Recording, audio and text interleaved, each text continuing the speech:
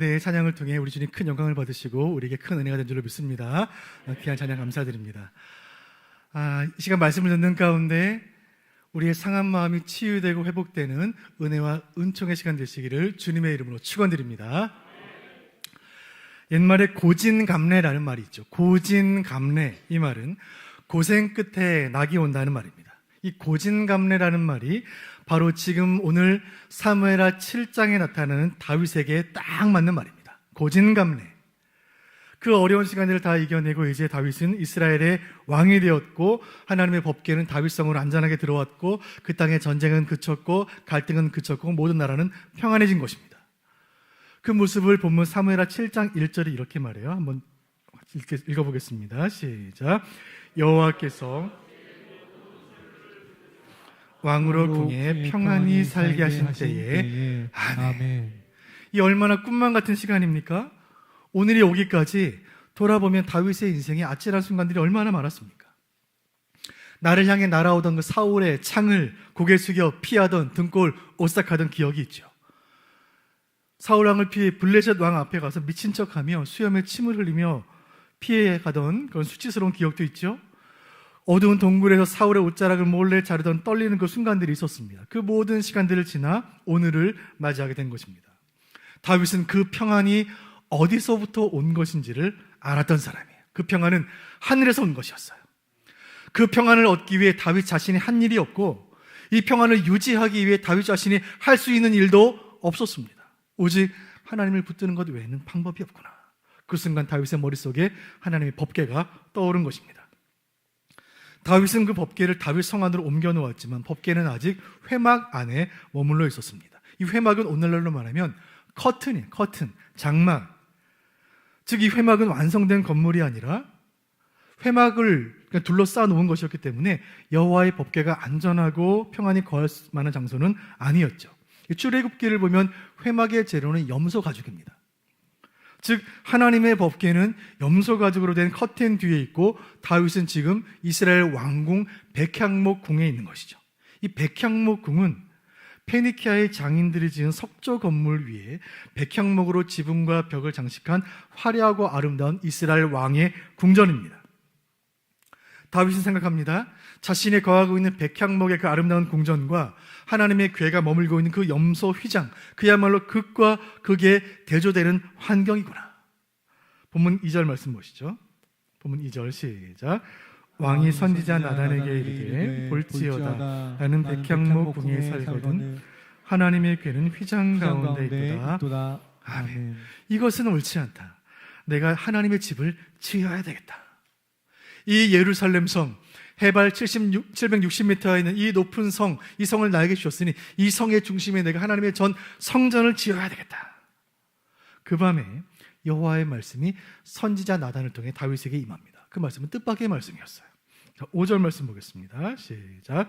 가서 내 종 다윗에게 말하기를 여호와께서 이와 같이 말씀하시되 내가 나를 위하여 내가 살 집을 건축하겠느냐. 아멘. 하나님 말씀하시는 거예요. 나는 지금까지 사람의 손으로 지은 집에 거주한 적이 없다. 나는 너에게 나의 집 성전을 지으라고 명한 바가 없다. 이 말씀은 맞는 말씀이었어요. 다윗은 성전을 건축하는 것에 관련해 하나님께 기도로 물은 적이 없었어요. 자기의 생각과 자기의 판단과 자기의 의로 그런 생각을 한 것이었습니다. 하나님께서 그 생각을 거절하시는 거예요. 실제로 다윗은 성전 건축을 하지 못합니다. 그리고 그 아들 솔로몬이 성전을 건축하게 되죠. 그러나 하나님께서는 그 제안을 거절하셨지만 더 놀라운 약속을 주시는 거예요. 11절 하반절 말씀 보시죠. 같이 보시죠. 시작. 여호와가 또 내게 이르노니 여호와가 너를 위하여 집을 짓고. 아멘. 여러분 놀라운 말씀이에요. 지금 너 다윗이 나의 집을 짓겠다고 하느냐? 아니, 나 여호와가 너를 위해 집을 지으리라. 너 다윗이 나 여호와의 집 성전을 짓는 것이 아니라 나 여호와가 너 다윗의 집, 즉 이스라엘 왕조를 지으리라 말씀하신 거예요. 자, 이런 배경 가운데 주신 말씀이 오늘의 본문 사무엘하 7장의 말씀입니다. 우리는 그동안 8주째 사무엘서 말씀을 나누고 있습니다. 시간 은혜를 주신 줄로 믿습니다. 사무엘서의 모든 이야기가 다 은혜가 되는 거예요. 권력을 위해 영웅들이 다투던 그 왕실의 이야기는 우리가 사는 약육강식의 세상의 법칙, 정글의 법칙의 축소판, 우리 사는 세상의 축소판이고, 다윗이 피해 있던 그 아둘람 굴에 모여있던 그 상처받은 사람들은 우리 교회의 모습이었어요. 다윗의 인생 전체가 감성스럽고 사무엘서 전체가 은혜와 도전으로 다가오는 것입니다. 왕의 승리는 가슴 벅찬 승리였고, 왕의 우정은 따뜻했고, 왕의 예배는 성령으로 충만했습니다. 그런데 여러분, 만약에 제가 14주를 설교하지 않고 딱 한 주만 사무엘서를 설교해야 한다면, 사무엘 상서 하서 전체에서 딱 한 본문만 선택해야 한다면, 많은 설교자와 신학자들은 주저없이 사무엘하 7장을 선택할 것이고, 저도 그렇게 할 것입니다. 사무엘서에서 가장 핵심을 이루는 장이 사무엘하 7장이에요. 이 말씀은 다윗 언약이라고 불리는 말씀이에요. 다윗 언약. 이 언약이라는 말은 쉽게 말해 약속이라는 뜻이죠. 여러분, 누군가와 약속을 해보셨죠? 우리는 세상 살면서 얼마나 많은 약속을 하고 또 그 약속을 깨뜨리며 살고 있습니까? 부모님들이 아이와 약속을 해요. 이제 울지 않겠다고 엄마랑 약속해. 아빠가 약속을 아이와 하는 것입니다. 이 10시 넘어서는 게임하지 않겠다고 아빠가 약속해. 그 약속이 잘 지켜지던가요? 반대로 아이들 앞에서 부모들 약속을 합니다. 이번 어린이날에는 꼭 놀이동산 가기로 아빠랑 약속할게. 이번 엄마 참관 수업에 엄마가 꼭 가기로 약속할게. 그러나 인생의 여러 가지 사정으로 인해 그 약속을 지키지 못할 때가 많이 있는 거예요. 오랜만에 만난 친구에게, 친구야 정말 반갑다, 오늘은 시간이 없지만 언제 한번 꼭 나랑 밥 한번 먹자. 여러분, 그 약속 지키고 계십니까? 인터넷을 보니까 고민 상담소에 이런 글이 올라왔습니다. 친구랑 했던 약속을 취소해야 하는데 적당한 핑계가 없을까요? 핑계 좀 가르쳐 주세요. 밑에 댓글을 다는 거예요. 네, 갑작스럽게 야근이 생겼다고 거짓말을 하세요. 집안일 핑계를 대세요. 건강 핑계를 대세요. 그런 글들을 읽으면서 사람과 사람 사이에 맺은 약속은 참 지켜지기가 어렵구나 하는 생각을 하게 되는 것입니다. 그러나 성경은 말합니다.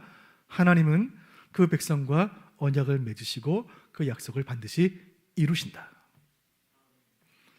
언약이란 두 당사자가 서로를 위해 어떤 일을 하기로 합의하여 이루어진 협약을 뜻하는 말이에요. 그것이 언약입니다. 두 당사자가 맺는 거예요. 구약에서 이 단어가 베리트라는 말로 쓰여진데, 이 베리트라는 말은 끊는다, 잘라낸다, 절단한다는 뜻입니다. 이는 고대 사회에서 두 사람들이 계약을 맺을 때 짐승을 가져다가 짐승을 둘로 절단하면서 만약에 이 약속을 지키지 못할 때는 우리가 이 짐승처럼 될 것입니다 하는 그런 엄숙한 의식을 행한 데서 유래한 말이 베리트, 이 말이 언약이에요. 언약.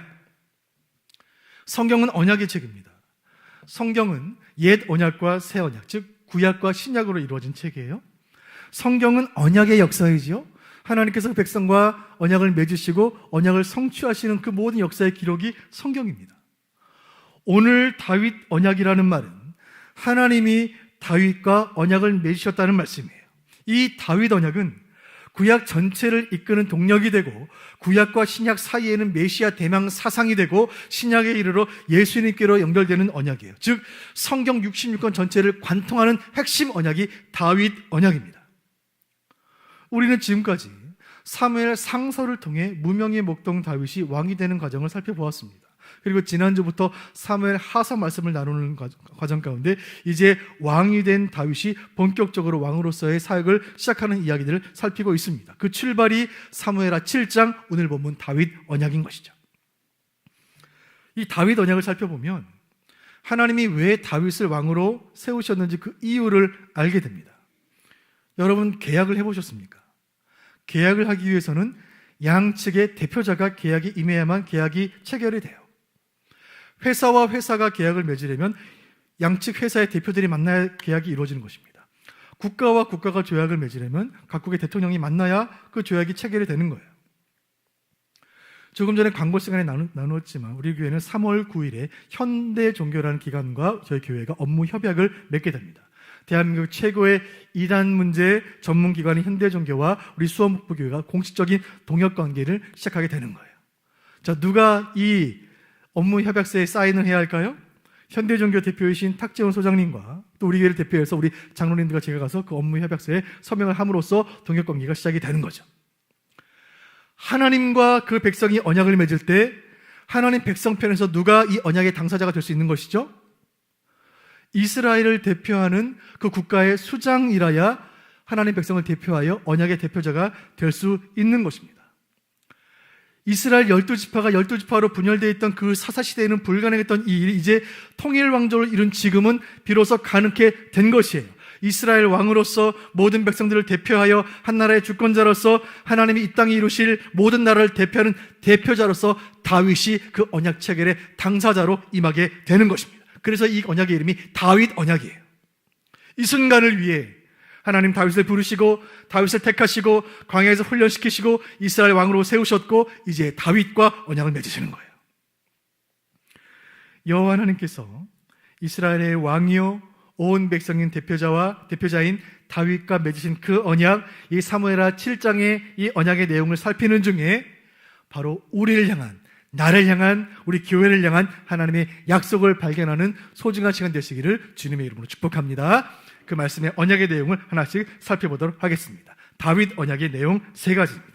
첫 번째, 하나님께서 다윗과 맺으신 언약의 첫 번째 내용은 내 이름을 위대하게 하리라 하신 말씀입니다. 놀라운 약속이에요.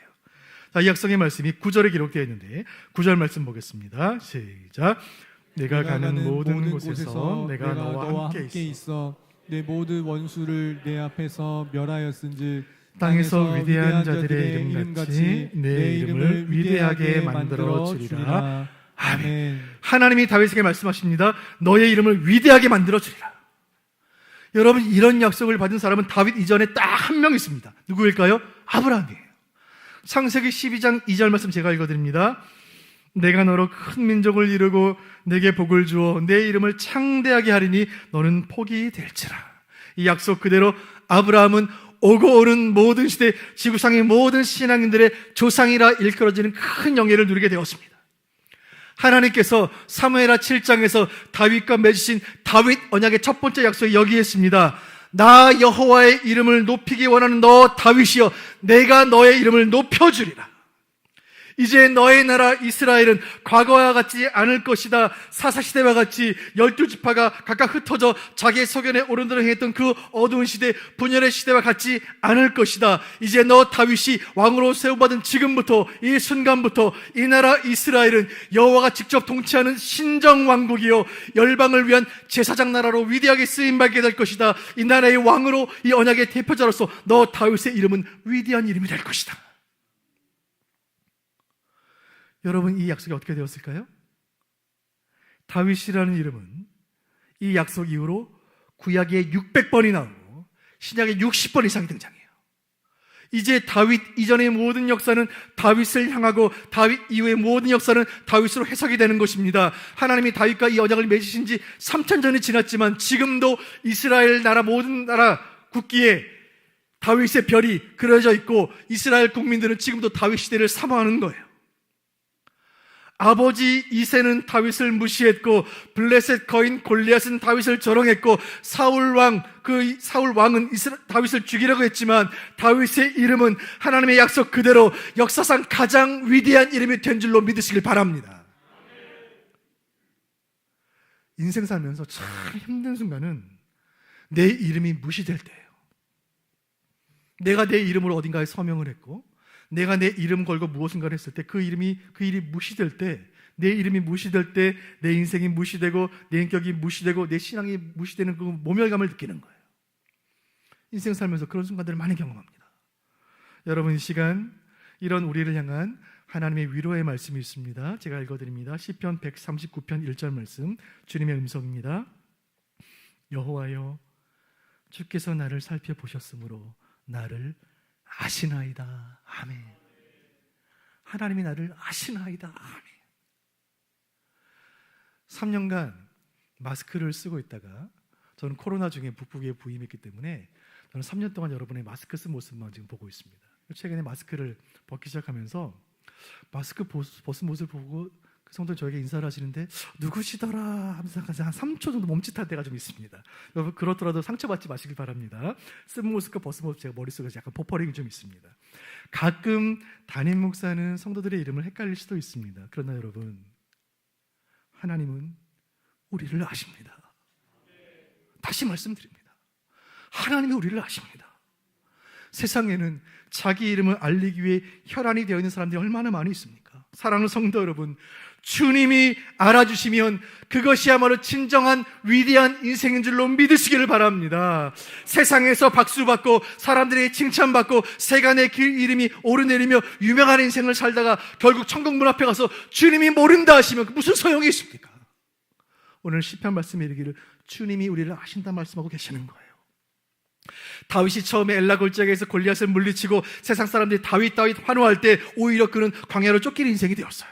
반대로 그가 광야에서 연단받으며 세상에 이름 없는 사람들과 아들람굴에서 함께하며 그들을 위로하며 품었을 때 그의 이름은 세상에서 가장 위대한 이름이 된 거예요. 이 시간 베드로를 통신 말씀을 마음에 품기를 원해요. 제가 읽어드립니다. 베드로전서 5장 6절 말씀. 그러므로 하나님의 능하신 손 아래서 겸손하라. 때가 되면 너희를 높이시리라. 아멘. 하나님의 손 아래 겸손하라. 때가 되면 하나님이 높이시리라 약속하시는 거예요.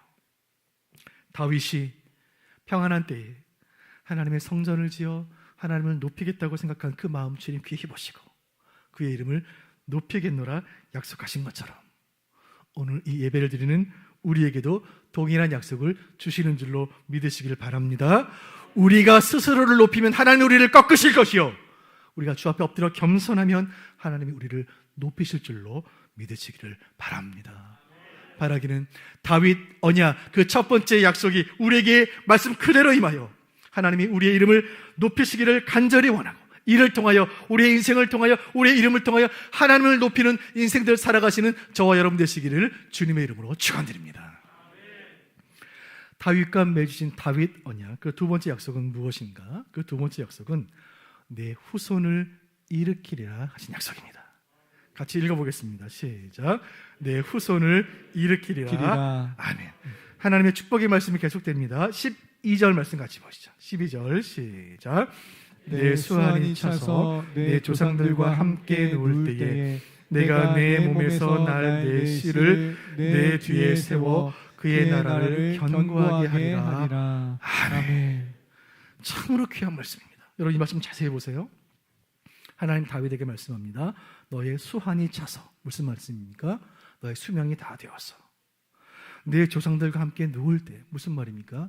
너의 조상들이 간 곳으로 네가 가게 될 때, 즉 네가 세상을 떠난 후에 네가 죽고 난 후에 이 약속은 계속될 것인데 너의 몸에서 날 너의 씨, 너의 아들, 너의 후손을 통하여 이 나라는 더욱 견고해지리라 하나님 약속하신 거예요. 이것이 다윗 언약이에요.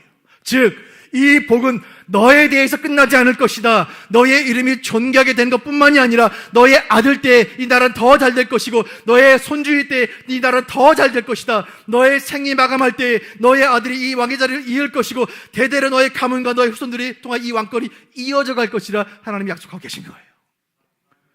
여러분이 놀라운 약속이 이스라엘 역사를 통해 그대로 실현이 됩니다. 다윗의 아들은 왕이 되고 그 손주가 왕이 되고 그 증손주가 또 왕이 되고 다윗의 후손들은 대대로 다 이스라엘 왕이 되는 거예요. 솔로몬의 아들 르호보암, 아비야, 아사, 여호사밧, 여호람, 아하시야, 아달랴까지 시드기야까지 20명의 왕들이 다윗 혈통 가운데 출생하게 되는 거예요. 다윗의 가문은 전대미문의 왕족의 혈통이요 역사를 빛낸 고귀한 가문이 아닐 수 없는 거예요. 여러분 가문에도 유명한 분들 또 위대한 분들, 훌륭한 분들이 많이 계실 줄로 압니다.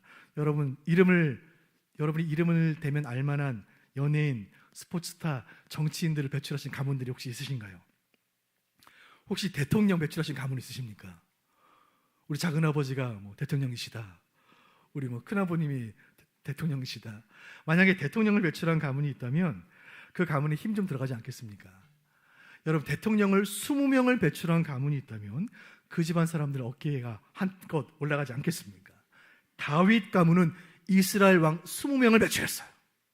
하지만 우리가 다윗 가문을 신앙의 명문 가문이라고 말하는 이유는 20명의 왕을 배출했기 때문이 아니라 그 후손 가운데 예수 그리스도가 오셨기 때문인 줄로 믿으시길 바랍니다.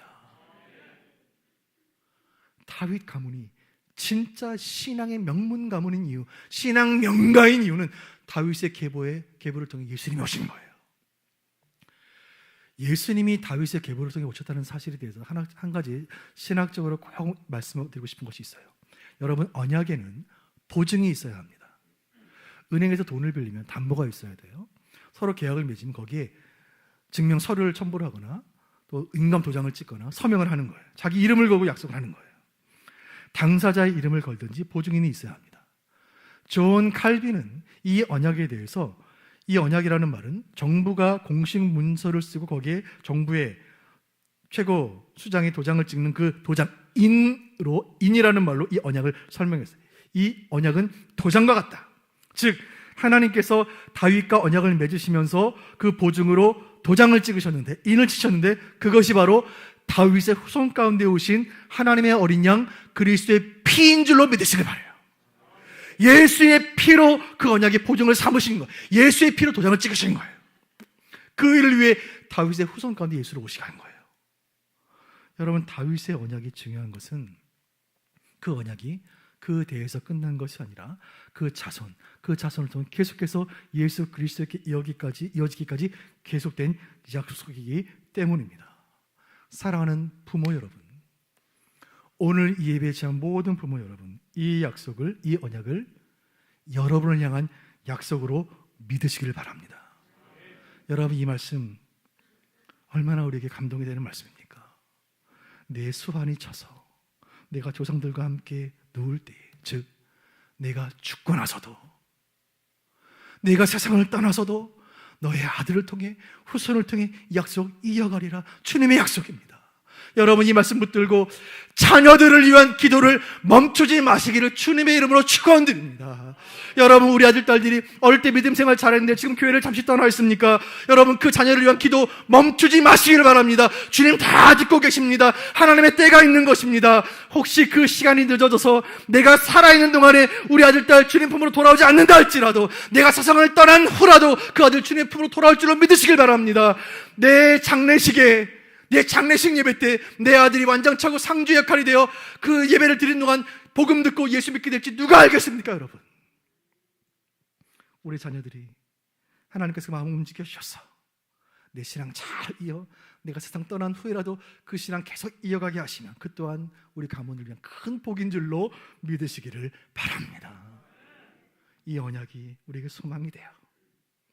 다윗의 후손들이 대대로 이스라엘 왕조를 이루고 하나님 나라를 이룬 것처럼 저와 여러분의 후손들이 예수를 믿는 믿음 가운데 자자손손 이 신앙을 아름답게 계승하는 큰 복 주시기를 주님의 이름으로 축원드립니다. 오늘 사무엘하 7장 다윗 언약을 통해 주시는 세 번째 언약의 내용이 있습니다. 그것은 내 나라가 영원하리라 하신 약속입니다. 같이 읽어보시죠. 시작. 내 나라가 영원하리라. 아멘. 하나님께서 이스라엘 왕 다윗과 언약을 맺으셨습니다. 첫 번째, 내 이름을 높여주리라. 두 번째, 내 후손을 세워주리라. 여러분, 이보다 큰 복이 어디 있을까요? 내가 사는 동안 내 인생 높여주시고 내가 죽고 나서 내 후손을 세워주리라 약속하신 거예요. 그런데 이 복이 언제까지 계속되는가? 자, 16절 보겠습니다. 16절 말씀 시작. 내 집과 내 나라가 내 앞에서 영원히 보존되고 내 왕위가 영원히 견고하리라 하셨다라. 16절 다시 보여주세요. 7장 16절 자막 보여주세요. 시작. 내 집과 내 나라가 내 앞에서 영원히 보존되고 내 왕위가 영원히 견고하리라 하셨다 하라. 아멘. 하나님 약속하시기를 이 약속은 영원하리라 말씀하시는 거예요. 사랑하는 성도 여러분, 100년도 못 사는 인간이 영원을 이해한다는 것은 얼마나 어려운 일입니까? 여러분, 영원이라는 시간은 얼마나 긴 시간입니까? 우리 남편들에게 영원처럼 길게 느껴지는 시간이 있습니다. 그것은 아내와 함께 쇼핑을 할 때 아내가 옷가게에 들어가서 옷을 고를 때 그 시간이 영원처럼 길게 느껴지는 것입니다. 이 옷이나 저 옷이나 똑같아 보이는데 계속 옷을 갈아입을 때 도대체 이 시간이 언제나 끝날 것인가? 반대로 우리 아내들은 우리 남편들이 축구 얘기할 때 도무지 관심 없는 저 얘기를 왜 계속하는가? 영원처럼 느껴지는 것입니다. 이 북부교회 성도들 추운 겨울날 횡단도 앞에서 빨간불을 기다릴 때 파란불은 언제 되는가? 영원처럼 느껴지는 것입니다. 여러분, 대체 그 시간들은 얼마나 긴 시간일까요? 실은 몇 분밖에 되지 않고 몇 시간밖에 되지 않지만 우리에게 영원처럼 느껴지는 시간들이 있는 거예요.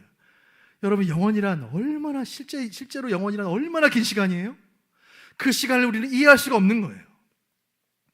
어느 여름날 저녁에 배짱이와 하루살이가 만나 재미있게 놀다가 헤어지면서 인사를 나눕니다. 배짱이가 말합니다. 하루살이를 향하여, 하루살이야, 오늘 참 재밌었어. 내일 만나서 또 놀자. 하루살이가 묻습니다. 그런데 내일이 뭐야? 다음날 배짱이는 하루살이랑 놀지 못하고 개구리를 만나 놀았습니다. 재미있게 놀다가 여름 내내 놀고 가을 내내 놀았습니다. 가을이 깊어지던 어느 날 헤어지면서 개구리가 인사합니다. 올해 참 재밌었지 배짱이야, 내년에 만나서 또 놀자. 배짱이가 묻습니다. 그런데 내년이 뭐야? 여러분, 우리가 웃을 수 없는 이유는 이 우화 속의 이야기가 우리 이야기 때문이에요. 하루살이는 내일을 알지 못하고 배짱이는 내년을 알지 못하듯이 시간의 제약 속에 겨우 고작 100년 살아가는 우리는 영원을 이해하지 못합니다. 여러분, 10년 후를 기약할 수 있습니까? 5년 후 보장할 수 있어요? 내년을 약속할 수 있습니까? 내일을 기약할 보장이 있습니까? 다윗은 이 언약이 영원하리라 하신 약속 앞에 가슴이 턱 막혀오는 거예요. 그 여호와의 언약 앞에 하나님의 그 언약의 깊이와 넓이를 깨닫게 된 거예요. 아, 이것은 법궤를 어디에 보관하느냐의 문제가 아니구나. 법궤를 휘장뒤에 두느냐 건물 안에 두느냐 그 문제가 아니구나. 성전을 짓느냐 마느냐의 그 문제가 아니구나. 이 언약은 영원한 언약이구나. 다윗 내 인생을 뛰어넘고 인류 역사를 뛰어넘고 시공을 초월하고 영원에서 시작하여 영원까지 이르는 하나님의 원대한 구원의 계획이구나. 그 하나님 나라에 비하면 이스라엘은 먼지에 불과하고 하나님의 영광에 비하면 나 다윗의 영광은 그림자에 불과하며 그 하나님의 영원한 경륜에 비하면 다윗의 보좌, 나의 보좌는 그저 지나가는 바람에 불과하구나. 그 언약의 영원함과 그 크기에 압도된 그 다윗은 고백하는 것입니다. 나는 그저 성전을 짓겠다는 마음 하나 품었을 뿐인데 이런 큰 은혜를 저에게 주십니까? 이새의 8번째 아들이요, 광야에서 양을 치던 보잘것없는 나를 이곳 사사시대의 모든 혼란이 끝나고 전쟁이 끝나고 평화가 임한 이 통일왕조 이스라엘 신정왕국의 이 백향목 왕궁으로 왕으로 왕의 보좌로 역사의 중심으로 나를 인도하셨나이까. 하나님 모든 영광을 받아 주옵소서. 하나님의 영원한 언약에 압도당한 이 다윗의 경탄과 이 고백이 이 시간 이 말씀을 믿음으로 받는 저와 여러분의 믿음의 고백이 되기를 간절히 소원합니다. 전도서 3장 11절 상반절 말씀 같이 보겠습니다. 시작. 하나님이 모든 것을 지으시되 때를 따라 아름답게 하셨고 또 사람들에게는 영원을 사모하는 마음을 주셨느니라. 아멘. 전도서를 쓴 지혜자는 하나님께서 그 백성된 우리에게 영원을 사모하는 마음을 주셨노라 말씀합니다. 참으로 진리의 말씀이에요. 우리는 100년도 살지 못하지만 우리의 남은 생애가 50년일지 30년일지 1년일지 일주일인지 알지 못하지만 그러나 우리에게 영원을 사모하는 마음을 주시는 거예요. 우리는 그저 하루하루 다람쥐 쳇바퀴 돌아가듯 분주하게 쫓기며 살아가지만 우리 하나님께서 우리에게 영원을 사모하는 마음을 주시는 거예요. 주일마다 여러분께서 성도님들께서 감사헌금을 드리며 감사헌금에 기록한 감사의 제목들을 보며 저는 같이 목양질에서 그 제목을 읽으며 같이 울고 웃으며 함께 기도하고 있습니다. 지난주에 헌금 봉투에 쓰여진 한 감사의 제목이 제 마음에 남아 여러분과 나누길 원해요. 우리 중에 한 성도가 드린 감사 헌금 봉투에 이렇게 쓰여 있었습니다. 영원한 생명 주신 주님 감사합니다. 딱 한 줄이었어요. 영원한 생명 주신 주님 감사합니다. 제가 그 기도 제목을 여러 번 읽으면서 참 놀라운 기도 제목이구나, 놀라운 감사의 제목이구나, 영원한 생명을 주셨다는 것에 감사하며 예물을 드리며 믿음 생활하고 있는 거예요. 야, 하나님께서 이 성도의 믿음을 귀하게 보시겠구나. 이 믿음 가정, 이 가정 하나님께서 영원한 복을 주시겠구나. 여러분, 주님 우리와 맺으신 이 언약은 그저 오늘 하루를 향한 언약이 아니고 그저 이번 한 달을 위한 언약이 아니고 그저 올 한 해에 그치는 언약이 아니고 내 인생 전체와 우리 자녀들의 인생 전체와 우리 후손들의 인생을 전체를 향한 우리의 미래의 전체를 향한 영원한 약속이라 말씀하고 계시는 것입니다. 우리는 그저 하루하루 쫓기는 인생을 살아가고 있지만 영원한 언약을 받았으니 영원을 사모하는 인생들 되시기를 주님의 이름으로 축원드립니다. 부디 이 땅이 전부인 것처럼 패배자인 것처럼 살지 마시기를 바랍니다. 결코 이 세상이 끝인 것처럼, 세상이 전부인 것처럼, 다 끝난 것처럼 기도하지 마시길 바랍니다. 주님 새 일을 행하실 줄로 믿으시길 바라요. 우리에게 영원한 천국을 예비하신 하나님 살아계시니 영원을 사모하는 마음으로 의연하고 담대하게 우리에게 주어진 신앙의 여정을 전진해 나가시는 저와 여러분 되시기를 주님의 이름으로 축원드립니다. 오늘 말씀의 모든 교훈을 이 한 문장으로 정리해 보도록 하겠습니다. 같이 읽어보시죠. 시작. 하나님은 그 백성과 맺은 언약에 신실하시다. 아멘. 언약과 관련해서 꼭 한 가지 기억하셔야 할 것은 이 언약의 주도권은 하나님께 있다는 사실이에요. 사람 간의 계약은 쌍방 간의 계약이지만 하나님이 맺으시는 언약은 그 주도권이 하나님께 있어요. 이 언약을 맺는 일 가운데 다윗이 한 일이 아무것도 없어요. 성전을 짓지도 않았고 그 성전을 지을 준비를 시작도 하지 않았어요. 그저 그 마음 품었을 뿐이에요. 그러나 하나님께서 주권적으로 다윗을 택하셨고 주도적으로 언약을 맺으시는 거예요. 그래서 이 언약은 하나님이 맺으신 언약이기 때문에 하나님이 반드시 언약을 성취하시는 거예요. 다윗이 하나님의 집을 지은 것이 아니라 하나님이 다윗의 집을 지으시는 거예요. 여러분, 우리가 하나님께 헌신하는 것이 아니라 하나님이 우리를 헌신하시는 거예요. 착각해서는 안 돼요. 여러분, 우리가 교회 봉사를 하면 얼마나 많이 했습니까? 우리가 헌신을 하면 얼마나 했습니까? 우리가 목회자가 되어 중직자가 되어 교회를 섬긴다고 하지만 우리가 교회를 섬겼으면 얼마나 섬겼습니까? 주님이 우리를 섬기시는 거예요. 제자들의 발을 씻기신 그 주님께서 지금도 매일 우리를 씻기시며 우리의 죄악된 발을 씻기시고 더러운 입술을 씻기시고 더러운 몸을 주의 보혈로 씻기시는 줄로 믿으시기를 바랍니다. 우리 하나님께서 저와 여러분을 택하셔서 주권적으로 택하셔서 아무 공로 없는 우리를 주님 택하셔서 이 언약을 맺으시고 아들의 생명으로 어린 양의 피로 예수의 보혈로 이 언약을 인치셨으니 이 언약은 영원할 줄로 믿으시기를 바랍니다. 이것이 사무엘하 7장 다윗 언약의 말씀이에요. 이 모든 약속을 다 받은 다윗이 치밀어오르는 감사를 담아 하나님께 올려드린 기도가 있어요. 그 기도가 오늘 29절 말씀인데 이 말씀으로 설교를 마무리하려고 합니다. 이 사무엘하 7장 29절 말씀은 다윗 언약의 마지막에 있는 이 말씀은 우리 모든 성도들이 가장 사랑하는 말씀 중에 한 말씀이에요. 이 말씀을 교회가 개업 예배할 때 개업 선물로 드리는 이 나무 현판에 이 말씀을 적어서 전달하기도 하고 많은 성도들이 이 말씀을 암송하기도 하는 귀한 말씀입니다. 같이 한번 읽어보겠습니다. 29절 시작. 이제 청하건대 종의 집에 복을 주사 주 앞에 영원히 있게 하옵소서. 주 여호와께서 말씀하셨사오니 주의 종의 집이 영원히 복을 받게 하옵소서 하니라. 아멘. 하반절 말씀 제가 다시 한번 읽어드립니다. 주 여호와께서 말씀하셨사오니 이 말씀의 내용이 무엇입니까?